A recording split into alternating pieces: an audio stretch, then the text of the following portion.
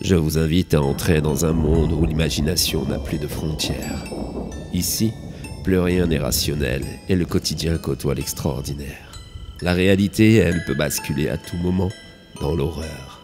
Les émotions s'entremêlent entre la peur, la tristesse et la joie.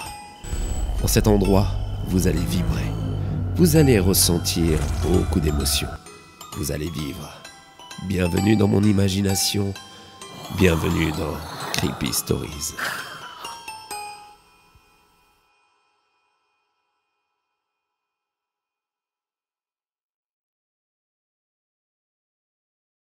Ce monde est peuplé de créatures peu connues du grand public.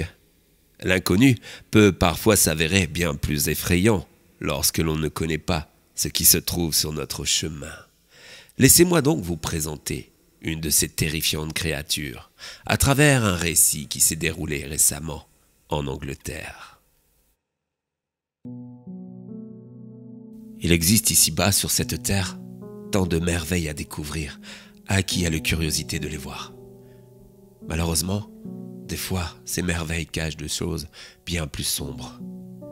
C'est en voulant découvrir l'une d'entre elles que mon compagnon Chris et moi-même, nous sommes tombés sur l'autre. Comment pourrais-je oublier cette nuit funeste où j'ai perdu l'amour de ma vie? Chris, c'était mon tout, mon pilier, celui qui me portait. Il avait cet intérêt pour toutes les choses de la vie, cette curiosité qu'il me transmettait si bien, ce courage qui me faisait défaut. Et pourtant je suis encore en vie, alors que lui... C'était en octobre dernier. Nous étions partis tous deux en amoureux, faire un voyage en Angleterre dans le Yorkshire.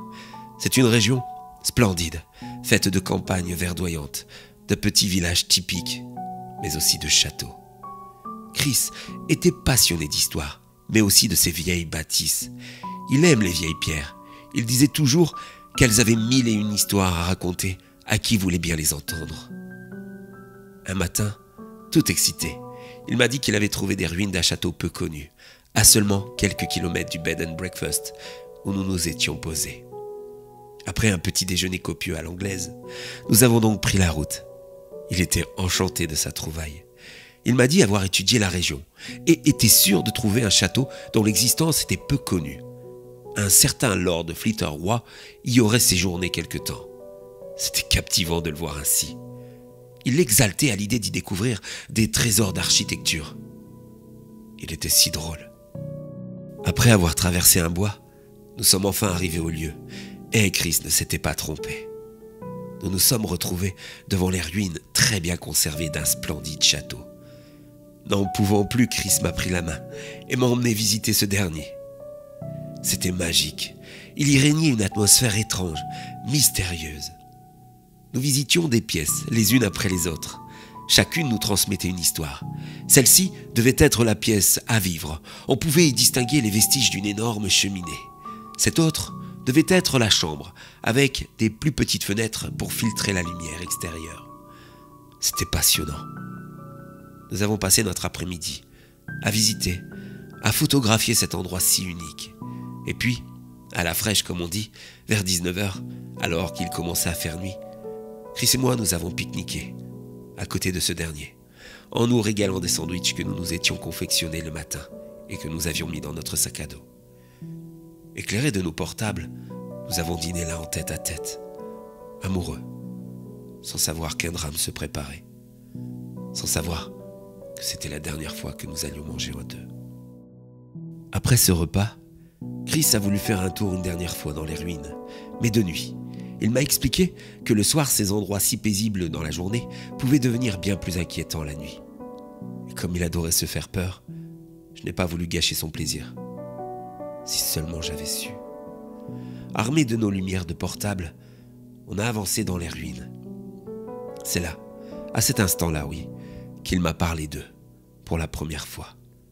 Les Red Caps, ou traduit les bonnets rouges.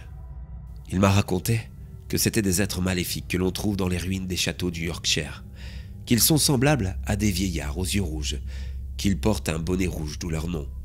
Ils assassineraient les voyageurs qui s'égarent dans leur demeure. La seule façon de les éloigner c'est soit d'avoir un crucifix ou de faire un signe de croix. Étant très cartésien, je n'y ai pas cru l'ombre d'un instant, même si mon chéri avait l'air très sérieux. Et nous avons continué notre visite nocturne. C'était vraiment mystérieux comme atmosphère. Mais dans le noir le plus obscur, ça commençait à devenir inquiétant. Pourtant, tout allait bien au début. Enfin, jusqu'à ce que nous entendions du bruit, signe que nous n'étions pas seuls. Pour me rassurer, j'ai de suite pensé à un animal. Mais Chris semblait pour une fois bien plus inquiet. Ça ne faisait pas l'ombre d'un doute. C'était un redcap, l'un d'eux. Il m'a alors dit d'accélérer. Il fallait que l'on sorte de là au plus vite. On a marché rapidement, en revenant sur nos pas, lorsque Chris a buté sur un petit mur. Tout s'est alors passé si vite. Il est tombé, et en se relevant, il s'est retrouvé devant un vieillard, avec un bonnet rouge, ses yeux rouges, perçants, qui l'ont fixé intensément. Il n'avait pas de main, mais plutôt comme des serres d'aigle aiguisées, et il tenait un bâton avec un embout tranchant. J'ai vu Chris lever son bras droit pour essayer de faire le signe de croix, mais il n'en a pas eu le temps. Le bonnet rouge lui a tranché ce dernier avec son instrument coupant, puis en a fait de même pour l'autre bras de Chris qui hurlait.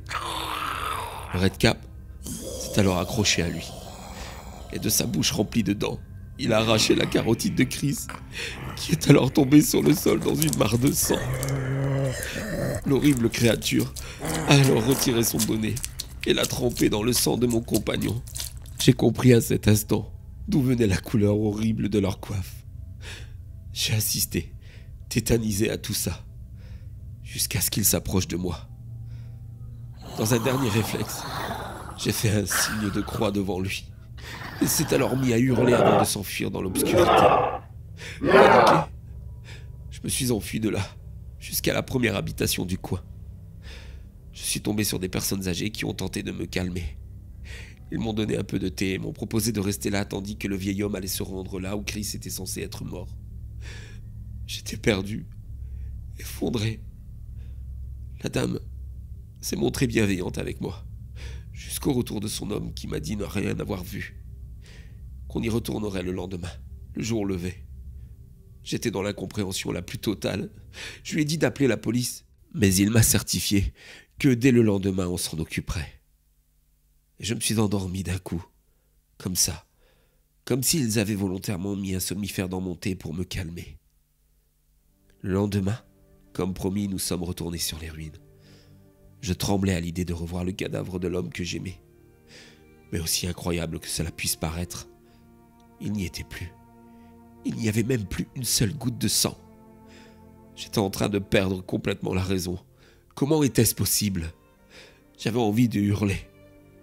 C'est alors que mon hôte m'a pris délicatement le bras et m'a dit dans un français approximatif: « Je comprends votre désarroi, mais il existe ici des créatures dont il ne vaut mieux pas ébruiter l'existence.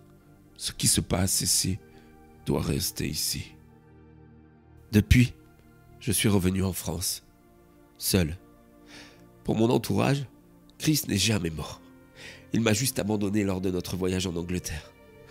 Nos proches communs sont tristes de ne plus avoir de ses nouvelles, mais ne sont pas étonnés vu le côté aventurier et baroudeur de ce dernier. Ils se disent qu'à un moment donné, il réapparaîtra. J'ai essayé de leur dire, mais je n'y suis pas parvenu. Pourquoi ne pas avoir dit la vérité? Vous allez me dire, sûrement pour ne pas finir complètement dingue.